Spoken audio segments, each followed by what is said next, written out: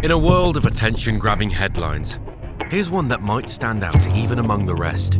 Egypt's Dabaa nuclear power plant has reached a new milestone with the installation of the reactor pressure vessel. Russia is now funding and building a nuclear power plant in Egypt. If that sounds like something worth paying attention to, it is. Not only will it be Egypt's first commercial nuclear power station, it will also be the first ever built in North Africa, and only the second to be built anywhere on the African continent. But what makes the project really interesting is who's making it possible. It's being financed with a massive Russian state loan, designed with Russian reactor technology, built by Russia's state nuclear company, supplied with Russian fuel, and supported by Russian training and maintenance for years after it opens. In other words, Egypt's latest strategy for securing its energy future is to tie an exceedingly sensitive piece of national infrastructure to Moscow. And that, suffice to say, raises some broader questions. But the biggest is this: is Africa witnessing the dawn of a new era in true energy independence or not? In this episode of Looking For, we'll attempt to answer this and other pressing questions. Join us on Egypt's Mediterranean coast in the town of Dabaa, where crews are currently building what could become the most consequential nuclear power plant in the world. While the Dabaa plant will be brand new, the idea is not. Egypt has had nuclear ambitions since the 1950s. In 1955, Egypt established its Atomic Energy Commission. 2 years after that came the Atomic Energy Establishment. The motivation behind this was clear. Nuclear technology meant prestige, sovereignty, development, and deterrence all wrapped together. Then President of Egypt, Gamal Abdel Nasser, was focused on modernizing Egypt, envisioning the country as becoming the industrial, scientific, and anti-colonial leader of the Arab world. The country's newly formed Board of Atomic Energy went on numerous international missions, studying nuclear agencies in countries such as the US, Britain, France, India, Sweden, West Germany, and even the Soviet Union. Lo and behold, the partner willing to provide a concrete reactor plus training package without forcing Egypt into the Western strategic camp turned out to be the Soviets. So, in 1958, not unlike now, Egypt acquired its first research reactor from the USSR. It was a small 2-megawatt light water thermal research reactor located in the village of Inshas, roughly 60 kilometers northeast of Cairo. The USSR completed the project in 1961. The purpose of the Inshas reactor, named ETRR-1, was research and training, not generating power. However, it didn't take long for the Nasser government to start considering real nuclear electricity. And they even proposed a site on the Mediterranean coast, only about 130 kilometers from Dabaa, in Sidi Krir.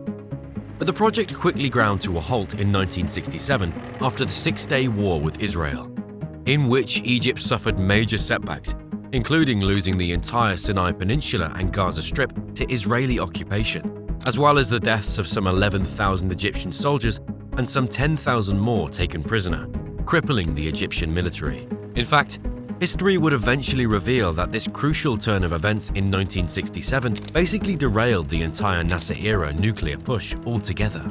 Egypt's nuclear ambition did survive Nasser, but the story of the ensuing 50 years is mostly one of slowly getting closer, rather than realizing the dream. Nasser's successor, President Anwar el-Sadat, managed to forge an agreement in 1974 with the Nixon-era United States to buy nuclear reactors for fuel and electricity generation. But 1974 was also the year that India became the 6th nuclear-powered nation in the world after its infamous Smiling Buddha nuclear test. To what extent the Buddha was really smiling about this remains up for debate, but one thing is clear: it generated enough fears about proliferation to sink the deal between Egypt and the US. Undeterred, Sadat's administration established Egypt's Nuclear Power Plants Authority, or NPPA, in 1976, even though no plant had yet been built. This remains the institution overseeing Dabaa today. In the 1980s, President Hosni Mubarak continued the push and, unfortunately for Egypt, also the growing legacy of ambitious plans that never materialized. A report by Barbara M. Gregory for the James Martin Center for Non-Proliferation Studies describes Egyptian plans during that era for 8 units, each generating 1,000 electric megawatts by the year 2000, as well as an international bid issued by Egypt in April 1983 for a nuclear plant in El Dabaa, meaning Mubarak's government identified El Dabaa as the ideal site a whopping 43 years ago. Unlike other locations in Egypt, it's close to water, which is crucial for cooling, and it's also both relatively seismically safe and distant from Egypt's densest population centers. But in 1986, a nuclear catastrophe rocked the world and changed everything. One of the atomic reactors at the Chernobyl atomic power plant in the city of Kiev was damaged. The Soviet Union's Chernobyl nuclear power plant became the site of what is still the worst accident in the history of nuclear power generation, killing and sickening dozens of people, if not more, and contaminating millions of acres of forest and farmland with radiation. According to Egypt's own State Information Service, the Chernobyl disaster delayed the El Dabaa project indefinitely. It would take another 20 years for Egypt's nuclear ambitions to witness a revival. In the late 2000s, Mubarak was still president, and El Dabaa was still the desired site. But this time, the project was perturbed by revolution. The Arab Spring in 2011 saw unprecedented uprisings across several North African nations, including Egypt, eventually forcing Hosni Mubarak to step down after nearly 30 years as president of Egypt. 4 years later, things finally began aligning in a way they never had before. By 2015, Egypt had a newly consolidated strongman government under Abdel Fattah el-Sisi, who remains president to this day. And the country was also facing a serious energy crisis, with parts of the country reportedly seeing as many as 6 power cuts per day. In the years since the revolution, Egypt's relationship with the US had also become more complicated, with one key reason being a temporary restriction on arms deliveries the US had placed in 2013. Simultaneously, Egypt's relationship with Russia was warming, and Russia had a particularly attractive offer when it came to Egypt's energy woes. Unlike Western vendors who would mainly just supply the technology itself, Russia, more specifically, its state-owned atomic energy corporation Rosatom, would build the reactors, supply the financing, supply fuel, train personnel, support maintenance, and more. By 2017, agreements and contracts were signed, and for the first time in half a century, Egypt's nuclear ambitions were not just ambitions, they were a plan funded by Russia. One of the things this story shows is how big projects can get stuck for decades when the tools, systems, and institutions around them are not ready yet. And obviously, most of us are not trying to build a nuclear power plant, but whether you're managing a billion-dollar infrastructure project or running a growing business, the challenge is surprisingly similar. You need to know exactly where your money's going, what you're spending it on, and whether your business is actually moving in the right direction. And that's exactly where today's sponsor comes in, Emergent. For this video, I wanted to build what feels like a real financial command center. Instead of jumping between spreadsheets, accounting software, invoices, bank accounts, and expense trackers, I wanted one dashboard that brings everything together: profits, expenses, cash flow, and overall financial performance, with charts that are actually easy to understand. So I opened Emergent and typed exactly that. Build me a financial command center for my business that tracks revenue, expenses, invoices, cash flow, and profit in real time. Show everything in easy-to-read charts, highlight spending trends, forecast cash flow, and generate downloadable financial reports. Make it look like a modern SaaS dashboard. And here's the part I found most impressive. I'm not writing a single line of code. I'm simply describing the app I want. I tell Emergent what I need, and it builds the entire thing for me. The database, the interface, user authentication, the back end, everything that would normally require a developer or weeks of stitching together different software. And once it's finished, I can deploy it instantly to a live URL. This isn't just a prototype or a mock-up, it's a fully functional application. What I also like is that nothing is really set in stone. Let's say I decide I want another dashboard, a different chart, or maybe an entirely new feature. I don't have to rebuild everything from scratch. I simply ask for the change, and Emergent updates the application for me. And I think that's the bigger idea here. For years, building custom software was something only large companies with dedicated development teams could realistically afford. Today, if your business is still spread across disconnected spreadsheets and software, you no longer have to wait for someone else to build the tool you need. You can simply describe it, no technical background. Just explain what you want to build. So if you've got an idea you've been putting off because it seems too complicated, check out Emergent using the link in the description. Now, let's get back to El Dabaa. After that critical turning point in 2017, the story enters fundamentally new territory. For decades, Egypt's nuclear program had mostly existed as a cycle of announcements, studies, negotiations, and delays. But after 2017, Dabaa began producing something different. Permits, contracts, subcontractors, concrete, components, welding, and thousands of workers. On December the 11th, 2017, the notices to proceed were signed in Cairo in the presence of both President El-Sisi and Russian President Vladimir Putin. That alone says something about the scale of the project. This was not a minor energy contract being handled by anonymous officials. It was a head-of-state event, personally elevated by both governments. And when you see the enormity of the deal, it's clear why. Russia's Rosatom would build 4 Viva 1200 reactors on the Mediterranean coast, each generating around 1,200 megawatts. Together, they would provide a total capacity of 4,800 megawatts, enough to provide more than 4 million homes and meet roughly 10% of Egypt's electricity demand. The project would be backed by a Russian state loan of roughly $25 billion to cover most of its $30 billion construction cost. Russia would also supply the nuclear fuel, train Egyptian personnel, assist with operation and maintenance for the first decade, and provide systems for storing used nuclear fuel. Following this rather ceremonial event, the next few years would focus on bridging the gap between more diplomatic success and actual physical construction. In 2019, Egypt's Nuclear Power Plants Authority received site approval for Dabaa from the Egyptian Nuclear and Radiological Regulatory Authority. In 2021, the Nuclear Power Plants Authority submitted construction permit applications for Units 1 and 2. Applications for Units 3 and 4 followed around the end of that year and into early 2022. Egypt's nuclear regulator issued the construction permit for Unit 1 in June 2022, and a month after that, the first concrete was poured. And 1 month after that, in August, Korea Hydro and Nuclear Power signed a major contract with Rosatom's engineering division to build the turbine islands for all 4 units. These are not literal islands. Rather, they're the zones within a nuclear power plant that handle the conversion of thermal energy into electricity. That contract covered around 80 buildings and structures, including turbine buildings, water treatment systems, air conditioning systems, and other supporting facilities.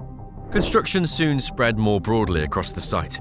Unit 2 began construction in November 2022, Unit 3 followed in 2023, and in January 2024, Sisi and Putin again appeared together, this time by video link, for the ceremony of the first concrete being poured at Unit 4, an event which officially signified that all 4 reactors at Dabaa were now under construction. At this point, the sheer scale of the project was coming into clearer focus, not just in the reactor buildings, but along the coastline itself.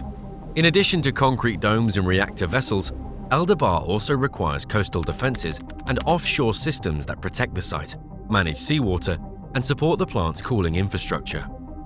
According to Arab Contractors, one of Egypt's largest construction firms, responsible for major civil and marine works at Dabaa, the marine works at Dabaa include 2 breakwaters stretching a combined 3 kilometers, a sedimentation basin covering roughly 1 million square meters for sand and silt to settle in before seawater reaches the plant's cooling system, marine life protection systems, and around 15 kilometers of 1-meter wide pipe installed offshore to carry Mediterranean seawater to and from the cooling system. The quantities are enormous. Roughly 600,000 cubic meters of concrete, 2.5 million cubic meters of rock, 2.55 million cubic meters of dredging, and 950 tons of reinforcing steel. And this scale is not limited to the shoreline. As a 4-reactor complex, its turbine island contract alone covers roughly 80 buildings and structures. And in 2025, one of the most important pieces of Unit 1, a reactor pressure vessel weighing around 330 metric tons and measuring roughly 13 meters long and 4.5 meters in diameter, was delivered to Egypt after being manufactured in Russia. In late 2025, Unit 1's 330-ton reactor pressure vessel had been installed, and by May 2026, Russia had also shipped the same core equipment for Unit 2, including 4 steam generators, the reactor vessel, and a pressurizer, in what news outlets have described as the largest single shipment for a single nuclear plant in history. Piece by piece, the $30 billion industrial machine continues to arrive on the Mediterranean coast as we speak. Today, Dabaa is no longer theoretical. This distinguishes it not just from past Egyptian nuclear projects, but some of Egypt's often more far-fetched solutions to its energy problems. For example, the country's bold plan to flood the Sahara Desert to create hydroelectric power, which we covered in a recent video. Once completed, Dabaa will give Egypt a huge new source of steady electricity, which, quite simply, is the main reason the country wants it. Egypt has more than 100 million people, rising electricity demand, brutal summer heat, and a power system still heavily dependent on natural gas. For a while, Egypt hoped its gas discoveries would turn it into a regional energy hub. Instead, falling production and rising domestic demand have pushed the country back toward fuel shortages and imports. Egypt suffered rolling blackouts in 2023, relied on foreign support to stabilize the grid in 2024. It will carry clean electricity produced in Egypt through the underwater cable and via wind parks. And by 2025 had returned to being a net importer of natural gas. And that makes nuclear power attractive. It promises enormous, round-the-clock electricity without burning the gas Egypt might need for exports, industry, or emergency fuel supply. But that only explains Egypt's side of the bargain. Because the more unusual question is not why Egypt wants stable electricity. Most countries do. The more interesting question is why Russia is willing to lend the money, build the reactors, and support much of the work required to operate the plant years into the future. Nuclear power is one of the few exports that can turn an ordinary business relationship into a decades-long strategic dependency. If Russia sells Egypt wheat, the relationship lasts until the next shipment. If Russia sells Egypt weapons, the relationship might last for years. But if Russia builds Egypt a nuclear power plant, supplies the fuel, trains the workers, helps maintain the systems, and finances most of the cost, the relationship can last for many decades, even generations. Rosatom is in fact one of Russia's most effective tools for foreign influence. And it works by a simple model: offer countries the entire nuclear package. For countries that want nuclear power but cannot easily afford it, this is a hard offer to refuse. There are also strong reasons for Russia to be particularly interested in Egypt. It's the largest Arab nation, it's a gateway between Africa and the Middle East, a military heavyweight, and the country which controls the Suez Canal. Becoming essential to Egypt's nuclear energy system means gaining influence inside one of the world's most strategically important states. It's very easy to see Egypt's motivations, and upon closer examination, easy enough to see Russia's as well. But what about the question we haven't asked yet, that may be lingering in the back of everyone's minds? What could go wrong? One slightly underwhelming answer is that nuclear power plants are simply very, very hard to build. In fact, they're one of the most complex machines humans currently know how to make. Today, there are only 417 reactors currently in operation across the entire world, despite the technology having been commercially available for over half a century. It would almost be more accurate to think of Dabaa as a nuclear-grade industrial ecosystem. Reactors, turbine halls, cooling systems, offshore pipes, transmission links, trained operators and regulators, and much more, all requiring decades of continuous maintenance. The location doesn't make it easier either, on the remote landscape of Egypt's Mediterranean coast. This means Egypt also has to build roads, transmission infrastructure, security systems, and more, just to support the site. The reactors at Dabaa are modern Russian Viva 1200 units, not Chernobyl-style Soviet reactors. And that distinction does matter a lot, since the modern reactors are pressurized water reactors with full containment structures and passive safety systems designed to keep the reactor cooled even in the case of serious failure.